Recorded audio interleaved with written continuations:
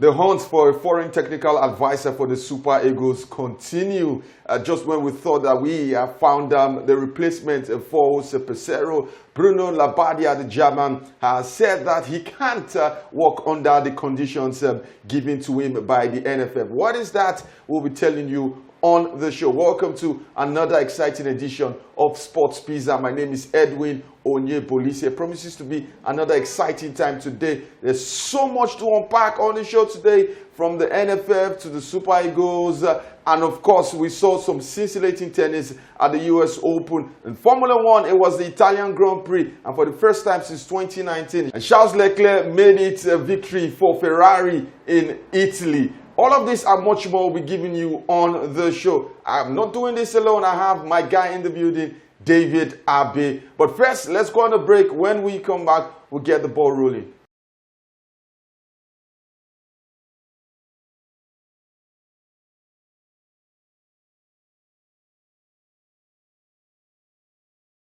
Welcome back to the first half of the show. My name is Edwin Onyebolise. David, welcome to the show. How you doing? Edwin, pleasure to be here as always. I mean, Labbadia, I'm still trying to recover from this because, like, it's if in the night they announced his appointment, and then, like, it's if in the night he also left again. So the NFF are still putting us in a quagmire. I don't understand what they are doing, but hopefully we'll get it right. All right, let's pick it up from there.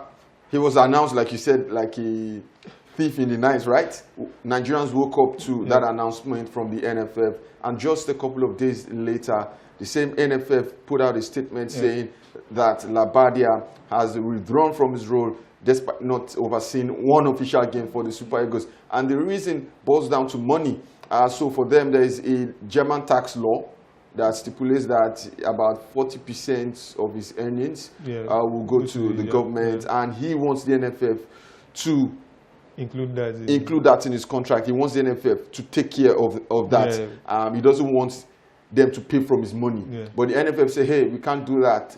There's a certain limit we can get to, and I think we've gotten to that limit. But in all of this charade, David, are you telling me that the NFF were not aware that this law existed? Because, fun fact, they've had two German managers this century, Betty Vogt and Gernot Rohr. Yeah, absolutely. So I think it's funny. I don't know how they arrived at this. For us to be, pinching our straws with an unknown manager. And when he was appointed, a lot of people had to go to Google and start looking for. So it tells you that if they can do something like this with a manager who is not of the high profile that we're looking, it means we are not ready to get the technical advisor that will take us to the next level. And the NFF, they still keep getting it right. I don't understand.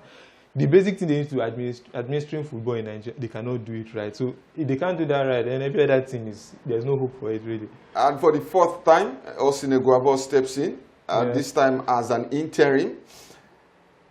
We know how his last stint went. Embarrassing loss to Tunisia at the AFCON. And failure to qualify for the World Cup. But this time around, it is the AFCON qualifiers. We face Benin Republic on Saturday, and next week it's going to be Rwanda. That's 3 days later. Are you confident that Iguavon, this is not the World Cup, this is the AFCON, but still, are you confident in his ability to steady this ship on this muddled water? They say definition of insanity is doing the same thing over and over again, expecting different results. I don't see how the results are going to change. I mean, before he was appointed, each time he comes as interim, you check his profile. He doesn't really have any coaching experience on the side, apart from the last time he coached in the MPFL a long time ago. He has not really been active in coaching, and then put him in the administrative role. Then when the opportunity comes, you put him in interim. I don't see how he's going to get us the result that we want, unfortunately. This is the AFCON, David. It is not World Cup qualifier. It's Benin Republic and Rwanda. All right, let's take a look at the team list for the Super Eagles of Nigeria. The goalkeepers are Stanley Wabali, Maduka Okoye, Amos Omorogie. Defenders are William Trust Ekong, Shemi Ajayi, Calvin Bassi, Olisanda Olaino, Bright Osai Samuel, Bruno Onyemachi. For midfielders, you have Alex Iwobi, Frank Onyeka, Alassane Yusuf, Wilfred Ndidi, Fisayo Dele, Bashiru, and Raphael Oyedika. And for the forwards, you have Ademola Lukman, Samuel Chukwueze, Victor Osimhen, Moses Simon, Kelechi Iheanacho, Taiwo Awoniyi, and Victor Boniface. And It takes us to Victor Osimhen. Yeah. Is he in the right frame of mind to represent the Super Eagles? Absolutely not. For someone like Victor Osimhen, who thrives on his confidence and he likes to put his whole, I don't think right now he's in the right frame of mind. We saw the whole drama that happened with his breakdown in transfer. He was wanting to nib Napoli all summer and he could not make that move. So I don't think I was surprised that he was not dropped from the list. I think it's best to just let him have his break, get his head in his right place. But I don't think if he's going to even after the invitation, I don't think he's going to play much. It's not the best time for him to be involved. What does the future hold for Victor Osimhen? 2 seasons ago, he was the toast of the world. Yeah. He was the best player in the Italian Serie A, the Capocannoniere league winner. Yeah. Led Napoli to the first title in 33 years, all of that. And fast forward 2 years later, his career is in a limbo, ostracized from the team.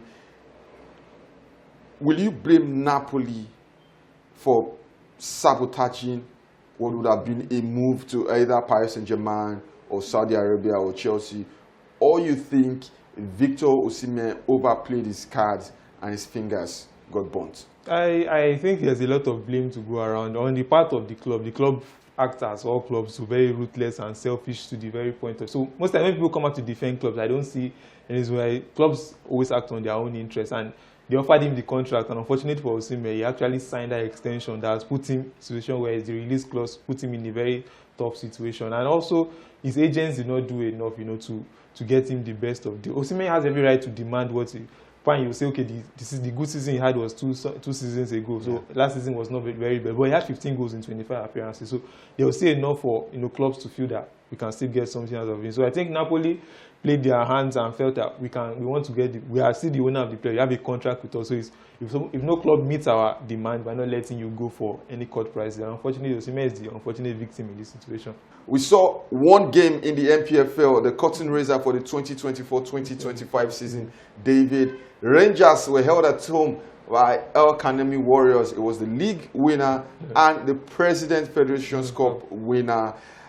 For Rangers, it was a disappointing result, and it continues their trend of their struggles in front of goal. Remember, they struggled in the CAF Champions League qualifier against that club from Comoros. Yeah, I think so. But I think on the balance of play, the two teams are the most active teams so far. Both of them have competed on the continent. El Kanemi, the Confederations Cup, and Rangers. So I think it was a tough game in general. And let's just put it down to early season jitters. But I think Rangers have a goal scoring problem. Obviously, I think they find it difficult to score goals. But hopefully they will click into gear. Signings still coming in, and I think they will eventually get to try to defend their title this season. Finally, from the home front, David. What Nigerians are on the spotlight? Yeah, so I think this season, heading into the international break, these past few weeks, Nigerian players have done well. Over the weekend, we saw some Nigerian players do very well. We saw Jordan Toru Nariga, even though he was not invited. But I think I still keep clamoring for his invitation into the squad. There was a lot of talk over his departure, leaving Ghent this summer, but he didn't move and he stayed at Ghent. And he helped them to a 1-1 draw against the champions of the Belgian Jupiler Highlight League, that's Antwerp. So a good one for him. We also had a lot of Nigerians, if you don't remember that name, the fact that he's still only 28 years old, and I think his career is not completely done, but he's now in the second division in Turkey for Genk Biligi, and he got a first start in a long time. He had over a year out of football, so I think it was a good one for him to return back to club form. And I think for Taiwo Winnie also, a return back to, he's been injured for a long time, and we saw him make like 10 minutes appearance for Nottingham Forest, so it was good for Olaino also in that game. Was a good feature. We have Kevin Bassey and Alex Iwobi also for Fulham in that 1-1 draw. They were very good, but they couldn't get the result. So those players, hopefully after the international break, players will resume back to their clubs. We leave the domestic scene and head straight to Italy, the Italian Grand Prix. Lando Norris, it was supposed to be his win. Oscar Piastri was supposed to be 1-2 for McLaren, but out of nowhere, a strategy that was hinged on the hope that Charles Leclerc will manage his tire well and hopefully can keep the McLarens at bay. Yeah, it was a victory for Ferrari. It is their home race, the most successful team in the history of Formula 1, and the sort of silver lining in what has been an average season for them. Yeah, absolutely. I think for McLaren, they'll have a lot to be biting their nails about. For Lando Norris, I think he will go back to the drawing board again. 5 times he has started on pole. He has only won one of the races. So I think the old history still continues, that he finds it difficult to maintain. And to think that it was his own teammate that actually scuppered his chances when Piastri overtook him on lap 1. He's always had a slow start. He's a slow starter, but Charles Leclerc took complete advantage of it. That strategy is a gamble, and the gamble eventually played a one-stop strategy. When the McLaren guys had to go for 2 stops. And he was able to manage it. Good one for him. And he said it at the beginning of the season that he wants to, if there are 2 races, he always wants to win. Monza in Italy and then Monaco also, because being a Frenchman driving for Ferrari, and he has done the 2 this season. Hopefully they will now build on from this Ferrari, and also for McLaren, they struggled, and Red Bull again. We saw Max Verstappen. How are they going to get it right? We don't know. For Lewis Hamilton and for George Russell, well, another good race for them. All right, so finally, from the world of tennis, the US Open, the 2 biggest names crashed out. Carlos Alcaraz and Novak Djokovic. We put it down to the exhaustion at the Olympics. For not taking anything away from their opponents.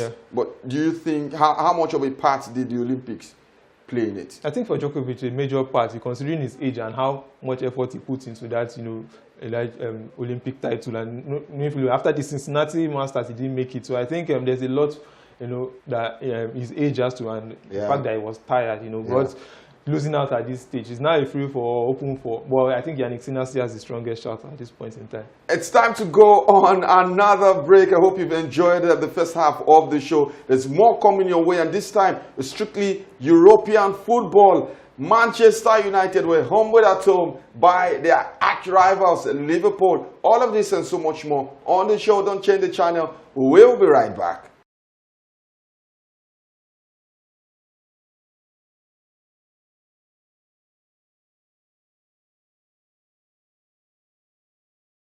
Welcome back to the second half of the show. David, we saw a Liverpool team tear Manchester United to shreds. It is the Northwest Derby. It is the biggest rivalry in English football. But in the last couple of seasons, it has been one-sided. And for Arne Slot, he became the first Liverpool manager to win his first game against Manchester United since Bob Paisley in 1975, and also became the first Liverpool manager to win on his first away visit at Old Trafford since 1936.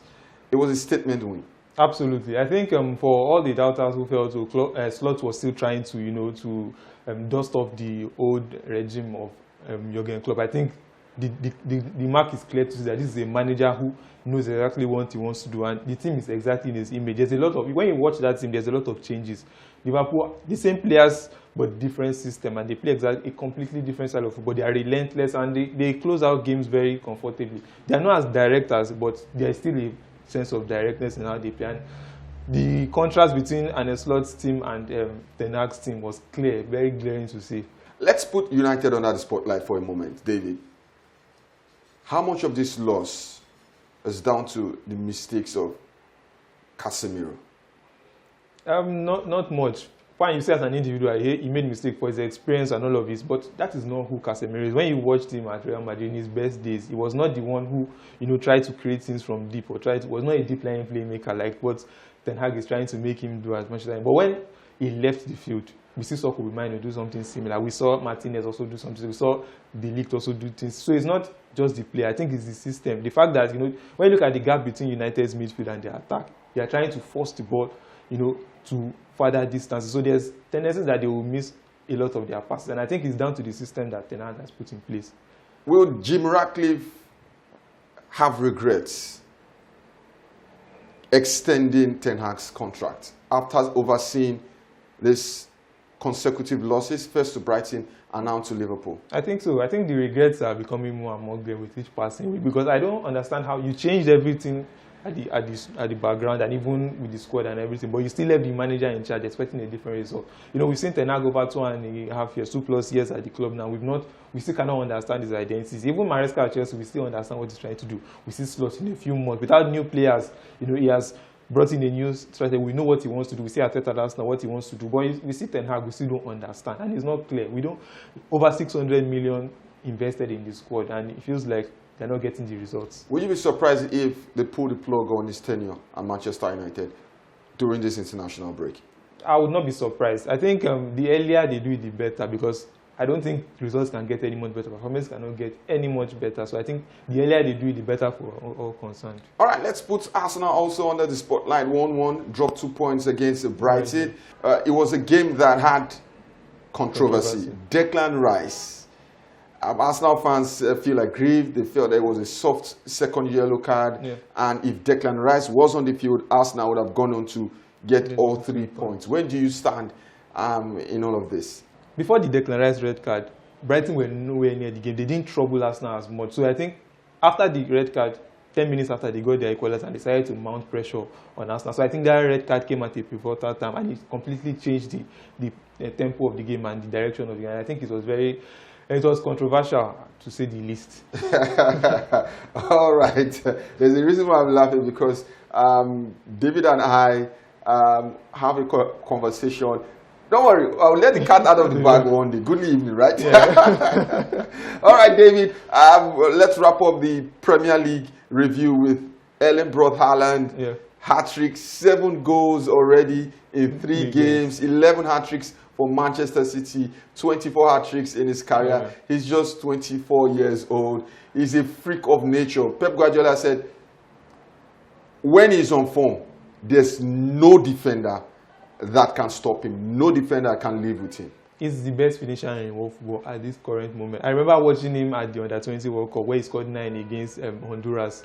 That was the first time I thought, this is not an ordinary player. There's something, the way he finishes the ball is confident, and his technique is excellent. And I think coming to Manchester City, they just felt like glove in hand. He was a perfect fit for a team who would create chances for him in endless amounts. So I think he's going to get better because he's just 24. There are a lot of things that are still going to enter into this game and he will become a more complete striker. But what we have right now in the Premier League is the very best striker that I'm currently going to see. Yeah, only goals differences separate the top 2 in the Premier League, Manchester City and Liverpool after 3 games. Liverpool are yet to concede in the league, and it takes us straight to the Spanish La Liga. Kylian Mbappe finally broke his deadlock in La Liga. There were signs of frustration at some point, but he's opened his account, and the floodgates, you expect it to open. Oh, I think so. I think it was just a matter of when, if not if he was going to score. And I think he got the goal, even though it was an almighty struggle. But I think against the Real Betis team, who were not as defensive as Mallorca that they played over and Valladolid. So I think they got the result at the end of the day. But I think the issues still remain for a long period of that game. The same struggles that connection between himself, most especially himself and Vinicius Jr. The fact that they are similar profiles of players, and I think they have a lot of similarities.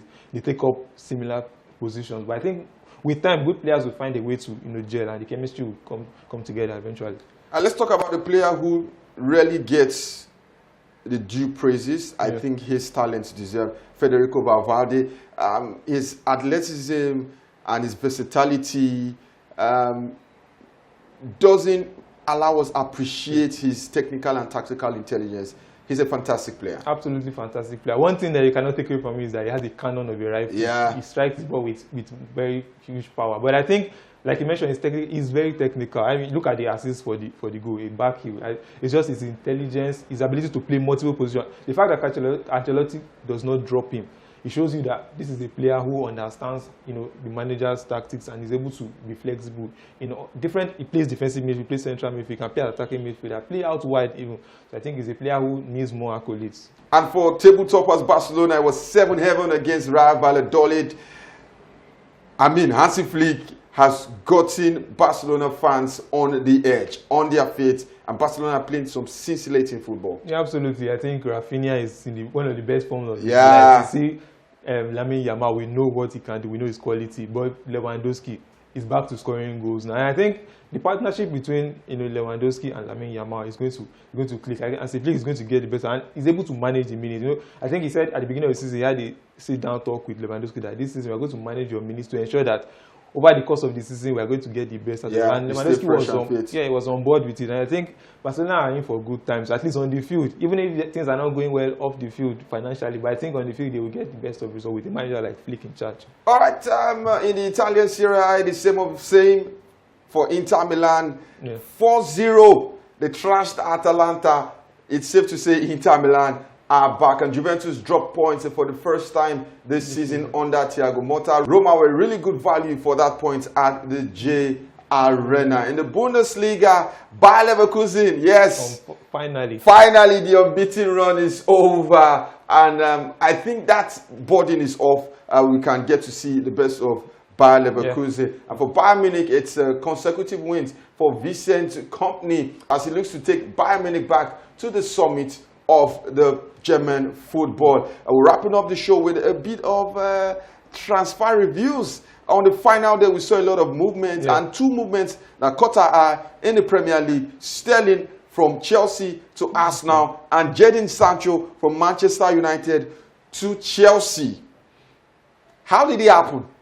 I mean, those are the kind of deals that make you understand how that you don't understand anything about the transfer window. I think the Sterling deal was on the final day. In the morning of that day, I think Arteta and Edu just sat down. Okay, we need an attacking option, and where's the best we can get? It was a good deal for us now, generally, in terms of the finances and then getting the player of Sterling's quality, at least, experience and everything he can offer. And for Sancho to Chelsea, hopefully he will get the opportunities to play the football he wants to, because at Manchester United, I don't think, even though Erik Ten Hag seems to have kissed and made up at the beginning of the season, but I don't think there was any way going forward for him. But hopefully we get it right at Chelsea, then maybe a permanent transfer to Chelsea. All right, that's the much we can take on the show today. Remember, club football takes a back seat. We are in the international break.